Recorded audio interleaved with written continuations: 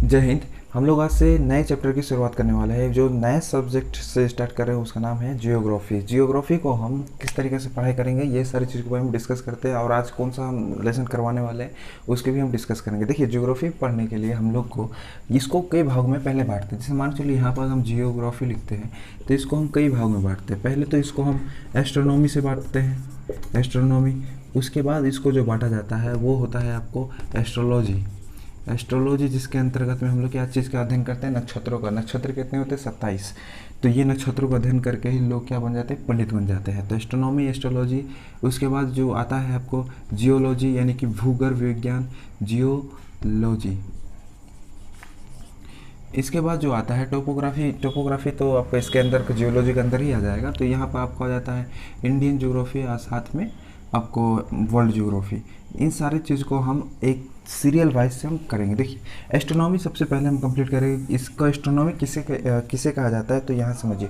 जिस तरीक़े से हम जब चलते हैं तो ऐसे तो नहीं चलते हैं कि एकदम सर उठा के चलते हैं, तो एकदम नीचे से इस तरीके से देखते उठते चलते, तो आपको आसपास में क्या चीज़ें दिखती है? घरें दिखती है, इंसान दिखते हैं, गाड़ी दिखती है, हर चीज़ आपको इन्वायरमेंट चारों तरफ दिखता है। उसी तरीके से अगर सर को आप ऊपर करके इस तरीके से देखिएगा तो आपको ब्रह्मांड दिखाई देगा।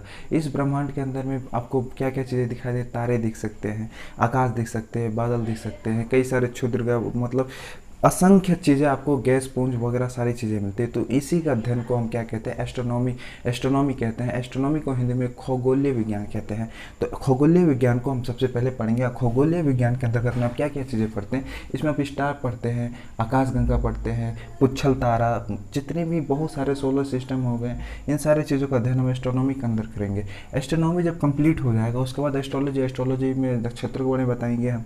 तो इसके अंदर जो भी चीज़ आएंगी मैं आपको जो भी इंपॉर्टेंट्स होगा वो सारी चीज़ें एस्ट्रोलॉजी के अंतर्गत मैं बता दूंगा।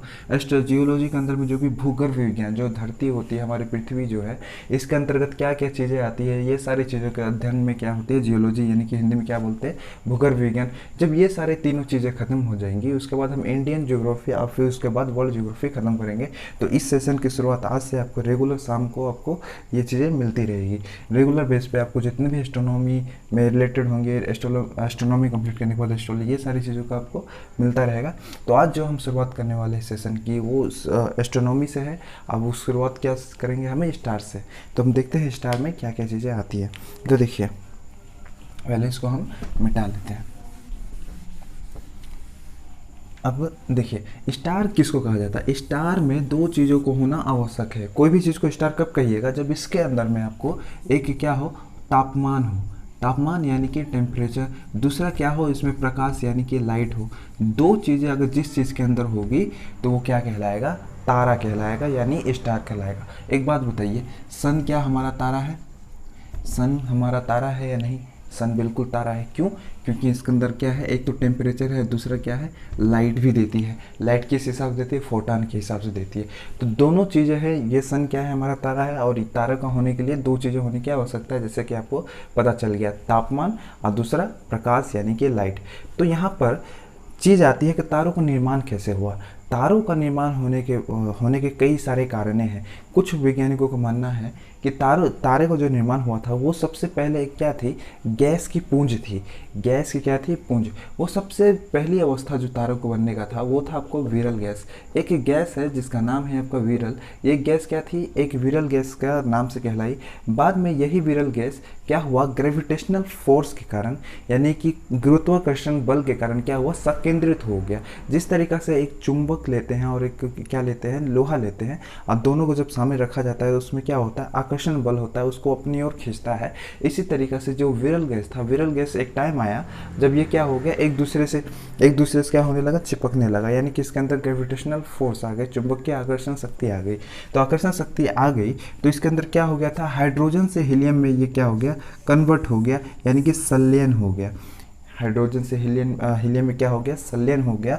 दूसरा, ये क्या थी? प्लाज्मा अवस्था में। प्लाज्मा अवस्था में क्या क्या चीज़ें आती है? तो प्लाज्मा अवस्था में सॉलिड और लिक्विड आती है। फॉर एग्जांपल, रोटी खाते हैं तो रोटी एक तरीका क्या है? सॉलिड टाइप की होती है। उसके अगर हम पानी इसमें मिला देते हैं तो दोनों चीज़ें क्या हो जाती है? एकदम प्लाज्मा अवस्था में हो जाती है। और एक एग्जांपल समझिए, लोहा जो होती है वो क्या होती है, ठोस होती है, और जब उसको हम गर्म करते हैं तो वो क्या हो जाता है, गलने से शुरुआत हो जाए। अगर उसको आप इस तरीके से निकालिएगा तो लोहा क्या गल गल के निकलते रहते हैं। 17,000 डिग्री सेल्सियस में अगर उसको जलाइएगा तो धीरे धीरे क्या होने लगती है, निकलने मतलब गल के एकदम नीचे की ओर उतरने लगती है। उसी तरीके से यहाँ जो नेबुला जो बनी, यानी कि प्लाज्मा जो अवस्था है इसमें क्या हुई थी, सॉलिड और लिक्विड थी। तो ये इसको क्या कहला है, इसको हम कहा नेबुला और निहारिका। नेबुला बोले या फिर निहारिका इसको हिंदी में कहते हैं। तो ये क्या बन गई थी, निहारिका। पहले क्या बना आपका, विरल गैस, विरल गैस के बाद ये क्या बन गई, नेबुला। अब नेबुला के बाद एक टाइम आया जब इसके अंदर टेम्परेचर की कमी हो गई। टेम्परेचर माने ईंधन, ईंधन की कमी हो गया और इसका साइज जो था वो बहुत ही बड़ा हो गया। फॉर एग्जांपल समझिए, कोई भी चीज़ जैसे कि मान चलिए आज हम गैस घर पे लाते हैं तो एक टाइम आता है कि उसके अंदर की गैस की जो ईंधन होती है वो ख़त्म हो जाती है और उसके बाद हम उस पर खाना नहीं बना पाते। सेम वही चीज़ होती है जब यहाँ पर क्या हो गया, हाइड्रोजन हीलियम की कमी हो जाती है तो इसमें क्या हो जाती है, गैस चारों तरफ पूरा फैल जाता है। अब फैलने के बाद इसका साइज़ में क्या हो जाती है, बड़ी हो जाती है। साइज़ क्या हो जाती है, बड़ी हो जाती है। साइज़ बड़ी होने की वजह से इसको हम कहते हैं रेड जाइंट या फिर लाल दानव। रेड जाइंट या फिर लाल दानव कहते हैं। अब यहाँ तीन चीज़ फिर से समझिए, पहले कौन सी अवस्था थी, विरल अवस्था, फिर दूसरी अवस्था नेबुला, उसके बाद क्या बन गया, रेड जाइंट। रेड जाइंट में जब ईंधन खत्म हो जाता है तो एक टाइम आता है, एक टाइम आता है कि अपने आप क्या हो जाती है, विस्फोट हो जाती है। विस्फोट जैसे कि आप देखते हैं कोई बम फेंकता है तो क्या हो जाता है, विस्फोट हो जाता है, टूट जाती है। कोई बड़े बड़े अक्षर में टूट जाता है, कोई छोटे छोटे। जैसे फॉर एग्जाम्पल समझिए, कोई लड्डू है, लड्डू को हम नीचे फेंकेंगे तो नीचे में बहुत सारे छोटे छोटे कण हो जाएंगे और कुछ बड़े बड़े साइज के भी होंगे ना, कोई बड़े बड़े मतलब। अरे यहाँ देखिए, समझिए, देखिए ये एक बड़ी लड्डू है और इस लड्डू को अगर हम नीचे की ओर फेंकेंगे तो कुछ कुछ बड़े बड़े टुकड़ों में भी होंगे और कुछ छोटे छोटे टुकड़े में भी होंगे ना। तो उसी तरीक़ा से रेड जाइंट जो था वो क्या हो गया, फूट गया, मतलब कि विस्फोट हो गया। विस्फोट होने के बाद ये छोटे छोटे जो मतलब इसके कण निकले वो मिले आपको छोटे तारे, इसको बोला गया छोटा तारा। और एक बड़ा बड़ा जो तारा था उसको हम एक दूसरे से नहीं, यानी कि बड़ा तारा में रखते हैं। तो रेड जाइंट से दो चीज़ें मिले, एक छोटा तारा, एक बड़ा तारा। छोटे तारे को भी दो कंडीशन थी, एक को बोला गया श्वेत वामन, दूसरा काला वामन। अभी जो समझने से पहले फिर एक बार रिवाइज कर लीजिए। देखिए पहले क्या बन गया, विरल गैस, उसके बाद क्या बोला, नेबुला। नेबुला बनने के बाद क्या बन गया, रेड जाइंट। कैसे बना, तो इसके अंदर ईंधन खत्म हो गया, साइज इसका बड़ा हो गया और विस्फोट हो गया। तो यहाँ पर छोटा तारा आपको दिखाई दे रही है, एक छोटा तारा, दूसरा बड़ा तारा। छोटे तारे के दो कंडीशन, श्वेत वामन और एक काला वामन। श्वेत वामन क्या हुआ, छोटा तारा का अंतिम रूप से ये चमकता है। तारे में मैंने पहले ही आपको बताया कि दो चीज़ें होने की आवश्यकता है, दूसरा तापमान यानी टेम्परेचर, दूसरा होती है लाइट। तो यहाँ पर क्या होता है, ये अंतिम रूप से चमकता है, मतलब यहाँ पर अंतिम बार होती है जो क्या होती है, तारा चमकती है, उसके बाद ये खत्म हो जाती है। खत्म पूरी तरीके से कब हो जाती है, जब ये काला वामन में ट्रांसफर होती है। जैसे श्वेत वामन में क्या होती है, अंतिम रूप से तारा चमकती है, लेकिन काला वामन में क्या होता है, श्वेत वामन जब चमकना छोड़ देता है तो ये क्या बन जाती है, काला वामन बन जाती है। श्वेत वामन को हम दूसरा चीज़ में जीवाश्म तारा भी कहते हैं। जीवाश्म तारा इसलिए कहते हैं क्योंकि ये जीवाश्म की तरह दिखाई देती है। जीवाश्म किसे कहते हैं, तो कोई भी छोटे मोटे जो मतलब जितने भी जीव जंतु अगर मर जाते हैं तो उसके बाद उसके जो अंश बचे होते हैं उसी अंश को बोलते हैं जीवाश्म। तो यहाँ पे ये क्या दिखाई देती है आपको, जीवाश्म जैसे दिखाई देती है, इसलिए इसको श्वेत वामन को यानी कि व्हाइट ड्वार्फ को हम क्या कहते हैं, मतलब श्वेत वामन को जीवाश्म तारा कहते हैं। काला वामन आपको समझ में आ गया। श्वेत वामन में मतलब क्या था कि अंतिम रूप से चमकता है, लेकिन पूरी तरीके से चमकना अगर छोड़ देता है तो उसे हम काला वामन कहते हैं। तो ये चीज़ आपको छोटा तारा आपको यहाँ पर समझ में आ गया। अब बड़ा तारा देखते हैं। तो बड़ा तारा क्या होता है, इसमें कार्बन जैसे हल्के पदार्थ होते हैं, कार्बन जैसे हल्के पदार्थ होते हैं और ये क्या लोहे जैसे भारी पदार्थ में क्या हो जाती है, कन्वर्ट हो जाती है। जब ये कन्वर्ट होने लगती है तो ये क्या होती है, विस्फोट हो जाती है। बड़ा तारा में क्या होता है, कार्बन जैसे छोटे पदार्थ जो होते हैं मतलब हल्के पदार्थ, वो बड़े पदार्थ यानी कि हल्के पदार्थ से बड़ा भारी पदार्थ यानी लोहा जो होता है उसमें परिवर्तन होने लगता है। परिवर्तन होने के बाद क्या होता है, विस्फोट हो जाता है। इसलिए इसको हम कहते हैं विस्फोटक तारा या फिर सुपरनोवा स्टार। तो यहाँ पर बड़ा तारा को ये भी विस्फोट होती है। अब ये विस्फोट होती है तो ये भी कई भागों में टूट जाती होगी। कितने भागों में टूटती है, तो ये 4 भागों में टूटती है। एक को बोला जाता है न्यूट्रॉन, पल्सर, क्वेसर और ब्लैक होल।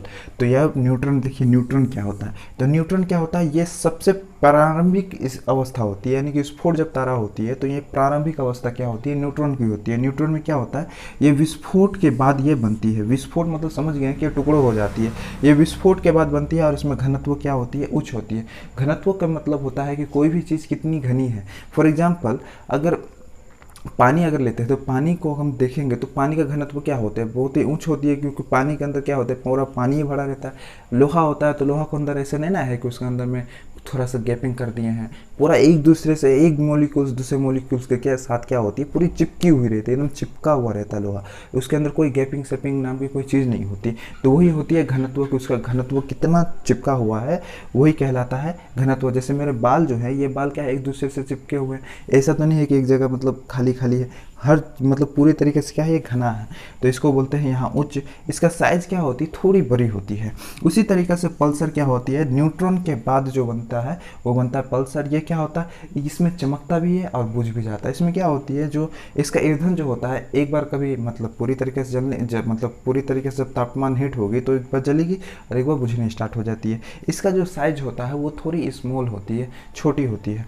क्वेसर जो होती है तारा का अंतिम अवस्था होता है, यानी कि यहाँ पर क्या होता है, ये तारा का ईंधन पूरी तरीक़ा से यहाँ पर क्या होती है, ख़त्म हो जाती है क्वेसर में। और ये क्या होती है, पल्सर से छोटी होती है क्वेसर। अब ब्लैक होल क्या होता है, तो ब्लैक होल यहाँ पर समझिए, ब्लैक होल जो होता है इसका घनत्व जो होता है बहुत ही ऊंच होता है, यानी कि इसका घनत्व इतना भयानक होता है कि सूरज की रोशनी जो होती है इसको आर पार ही नहीं कर पाती है। जैसे अगर न्यूट्रॉन पल्सर क्वेसर को देखिएगा तो यहाँ पर सूर्य की जो रोशनी होती है वो थोड़ी बहुत ऑब्जर्व हो जाती है, मतलब थोड़ी बहुत आर पार हो जाती है, लेकिन ब्लैक होल में इसका घनत्व इतना ज़्यादा होता है, मतलब सबसे ज़्यादा घनत्व जो होती है ब्लैक होल में इतना ज़्यादा होता है कि यहाँ पर सूर्य की रोशनी आपको यहाँ पर आर पार नहीं कर पाती है, ठीक है, क्योंकि घनत्व ज़्यादा होता है। और इसकी खोज जो किया था चंद्रशेखर ने इनका क्या किया था, खोज किया था। दूसरा इसमें चुंबकीय क्षेत्र होता है। चुंबकीय क्षेत्र मैंने पहले बताया कि एक दूसरे को मतलब जोड़ के रखने वाला, तो घनत्व अगर बहुत ज़्यादा है तो चुंबकीय क्षेत्रफल जो होगा वो भी बहुत ही ज़्यादा होगा, ठीक है, चुंबकीय क्षमता बहुत ज़्यादा होगा।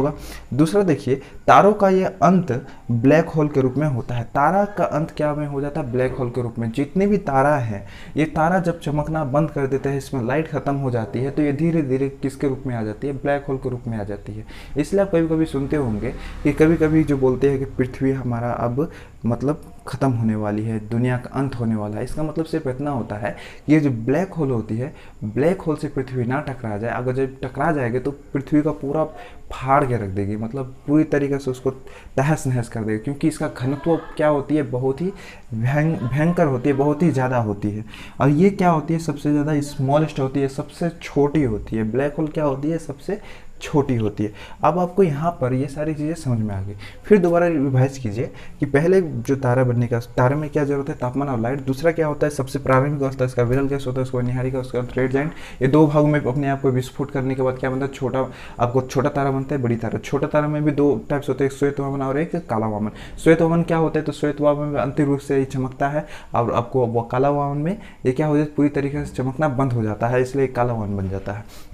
बड़ा तारा में विस्फोटक तारा होता है, क्योंकि इसमें कार्बन जैसे हल्के पदार्थ क्या हो जाते हैं, मतलब लोहे जैसे भारी पदार्थ में ये संलयन हो जाते हैं, परिवर्तन हो जाते हैं। इसके कारण क्या होता है, विस्फोट होता है। और विस्फोट होने के बाद भी ये चार भागों में बढ़ जाता है, जिसको बोलते हैं न्यूट्रॉन, पल्सर, क्वेसर और आपको ब्लैक होल।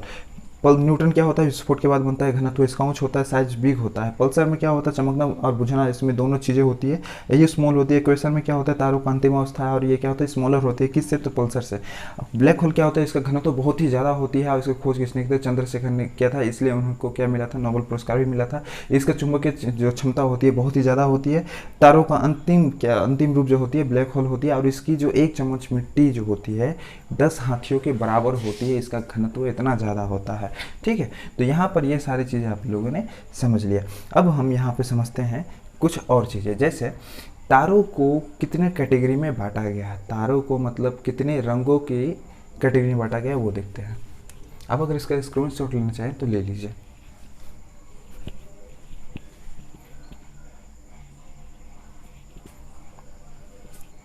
चलिए अब समझते हैं तारों के जितने भी मतलब उसके रंग है, उन सारे रंगों के बारे में समझते हैं।